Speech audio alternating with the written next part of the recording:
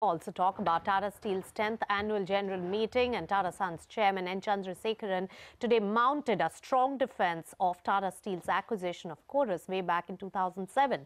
Now remember that former chairman Cyrus Mistry had alleged that Ratan Tata decided to buy UK-based Chorus for more than $12 billion despite reservations raised by some board members and senior executives.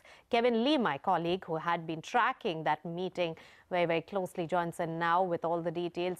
Kevin, take us through the top highlights coming in from the annual general meeting. Very optimistic speech from N.Chandra, the chairman of Tata Steel. Of course, it's his first annual general meeting as chairman. It's the company's 110th. Let's take you through a few takeaways. Firstly, N.Chandra very optimistic on the Indian steel market. He did admit that the UK market should continue to face challenges, but the US market and India market look good to go this year. He also spoke about GST, where we'll see contributions to GDP coming in as GST simplifies things for companies like Tata Steel. Speaking a little bit about domestic highlights, of course, the big highlight this year has been the ramp-up of the Kalinganagar plant. Chandra very confident that capacity should go up to 12.75 million tons this year on the back of Kalinganagar. In terms of products, focus remains on specialized products both in India and in Europe.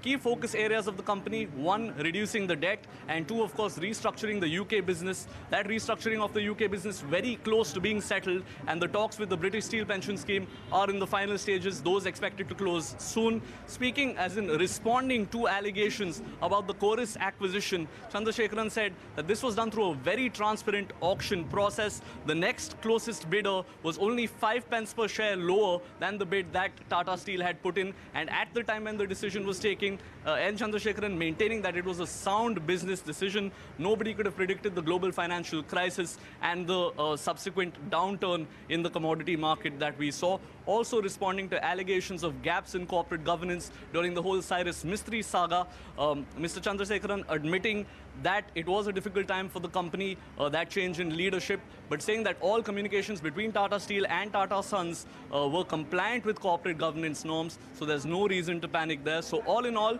a very optimistic speech from the new chairman of Tata Steels. Looking forward to a good year ahead. Back to you. All right, Tata